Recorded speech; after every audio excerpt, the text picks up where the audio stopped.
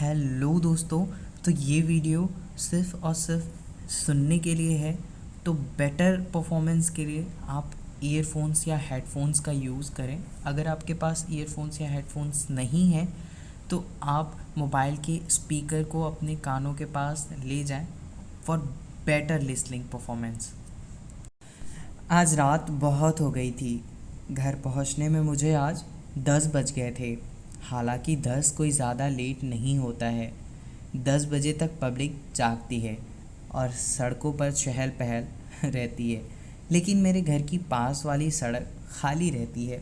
मुझे रात में थोड़ा डर भी लग रहा है। इससे ज़्यादा डर मुझे इसलिए लग रहा था क्योंकि मेरे पास मेरा कुछ कीमती सामान, पर्स और मोबाइल भी था। मैं काफ़ी लेट से अपने जॉब से होकर वापस घर आ रहा था और ऑटो रिक्शा का इंतज़ार कर रहा था। मैं जल्द से जल्द घर पहुंचना चाहता था क्योंकि मुझे लुटेरों का डर लग रहा था।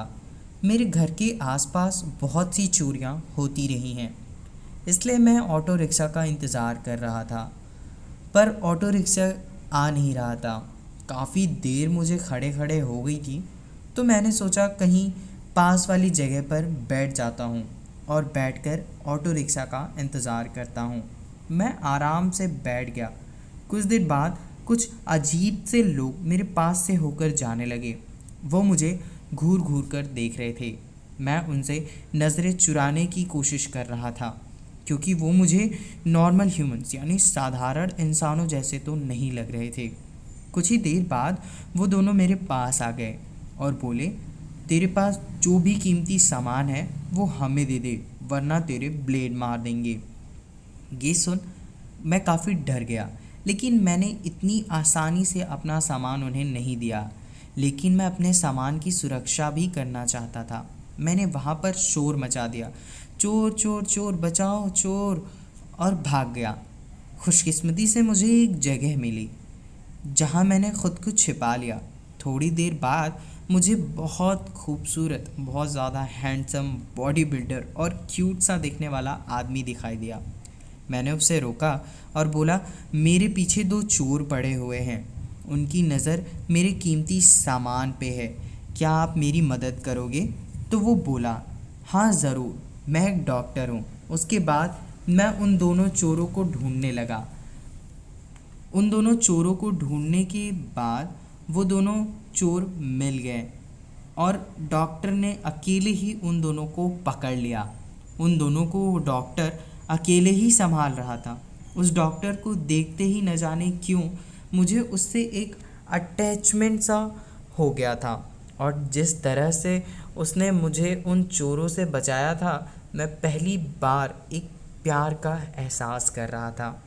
मैं एक गे था और मुझे वो डॉक्टर बहुत पसंद आया था। उस डॉक्टर ने मेरी रात को मदद की। उसके बाद उसने मुझे घर तक ड्रॉप भी किया। मुझे ड्रॉप करने के बाद वो जाने लगा। उसे जाता हुआ देख मैंने पूछा, कौन हो तुम? इस तरह एक अजनबी होते हुए भी तुमने मेरी मदद की और अब जा रहे हो। कम से कम मुझे अपना नाम और नंबर तो बता दो। तो उसने मुझे बताया उसका नाम डॉक्टर हिमांशु है। उसके घर के ही पास उसने एक क्लिनिक खोल रखी है। उसने मुझे अपना नंबर भी दे दिया और बोला, अगर दोबारा तुम्हें कभी भी मेरी मदद की ज़रूरत हो तो ज़रूर बताना। वो मुझे अपना नंबर देकर चला गया, लेकिन अपने साथ साथ मेरा दिल भी ले गया। उस पूरी रात मैं घर पर डॉक्टर हिमांशु के ही बारे में सोचता रहा। वो रात मुझे बहुत काली लग रही थी। मुझे सब कुछ बहुत अच्छा लग रहा था और चेहरे पर एक अजीब सी खुशी थी। मन कर रहा था कि काश मैं उस डॉक्टर से दोबारा मिल पाता, बात कर पाता, लेकिन मैं ऐसा नहीं कर सकता था। मैंने जैसे तैसे रात काटी। उसके बाद जॉब पर जाना स्टार्ट कर दिया, लेकिन अभी भी मैं उसके बारे में सोचता रहता था। एक बार अचानक से वो डॉक्टर मुझे रोड पर उसकी गाड़ी में मिल गया। डॉक्टर ने मुझे देखा और बोला, तुम तो वही हो ना जिसकी मैंने रात को मदद की थी? मैंने कहा, हाँ मैं वही हूँ। तो वो बोला, कैसे हो तुम? मैंने बोला, मैं बहुत अच्छा हूँ, मेरा ऑफिस यहीं पर है। उस दिन वो पहला दिन था जब हम दोनों ने एक साथ बैठकर कुछ बातें की थी और कॉफ़ी भी पिया।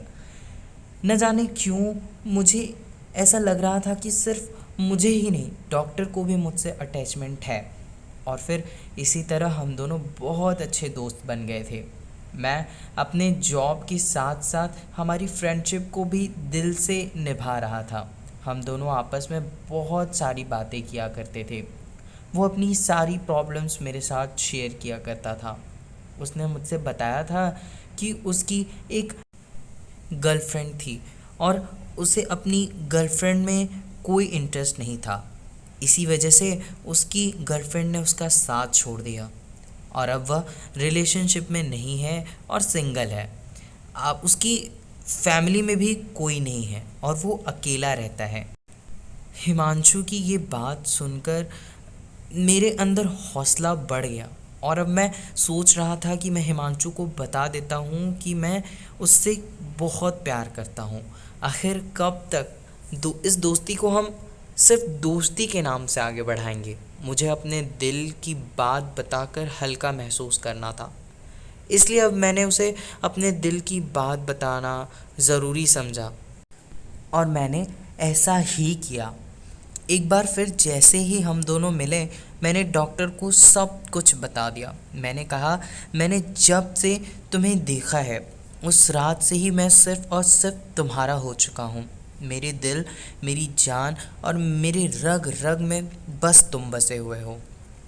I really love you. तुम भी अकेले हो और मैं भी अकेला हूँ। क्यों ना हम हमारी ज़िंदगी की शुरुआत एक नए सफ़र से करें। डॉक्टर की नज़रें देखने लायक थी।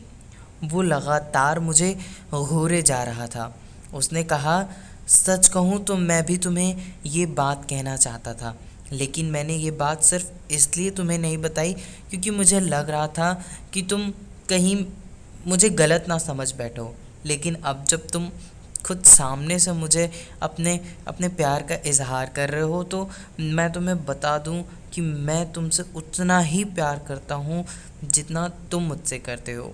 उस दिन हम दोनों के बीच में ये ही बातें सारी होती रहीं और हम दोनों की रिलेशनशिप धीरे धीरे आगे बढ़ रही थी। अब मुझे ये रियलाइज़ होने लगा था कि प्यार प्यार होता है, चाहे वो लड़के लड़की का हो या लड़की लड़की का हो या लड़के लड़के का प्यार हो। प्यार एक शब्द है जो जीवन में खुशहाली के साथ साथ रंग भी भर देता है, और जो प्यार के रंग में पड़ जाता है उसके लिए निकलना बहुत ही मुश्किल होता है।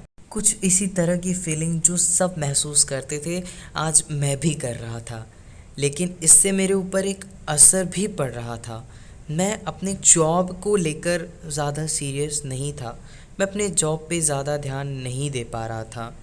मुझे अपने करियर, अपने जॉब पर भी ध्यान देना था और मेरे एक प्रोजेक्ट का टाइम आ गया था जिसमें मुझे केरला जाना था 1 महीने के लिए, और ये ही मेरा प्रोजेक्ट मुझे प्रमोशन दिला सकता था।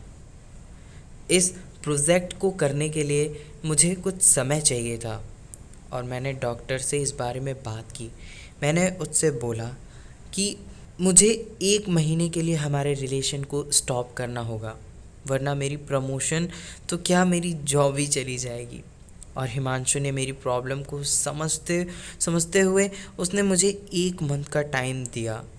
तब मुझे पता चला कि डॉक्टर हिमांशु मुझसे कितना प्यार करते हैं और वो कितने अच्छे इंसान हैं। और हिमांशु के लिए मेरे दिल में और प्यार और इज्जत दोनों बढ़ गई। फिर हम दोनों ने 1 महीने तक एक दूसरे से ना ही बात की, ना ही एक दूसरे को देखा।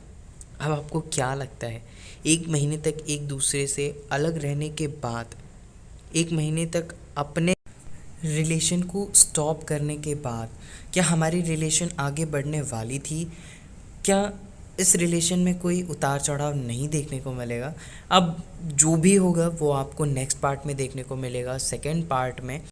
तो सेकंड पार्ट के लिए कमेंट सेक्शन में पार्ट 2 लिखना मत भूलिएगा, और हमारे चैनल को ऐसे ही और भी इंटरेस्टिंग वीडियोस देखने के लिए सब्सक्राइब ज़रूर कीजिएगा, क्योंकि इस चैनल पे आपको लव रोमांटिक वीडियोस देखने को मिलते रहते हैं। सो तब तक के लिए take care and bye bye.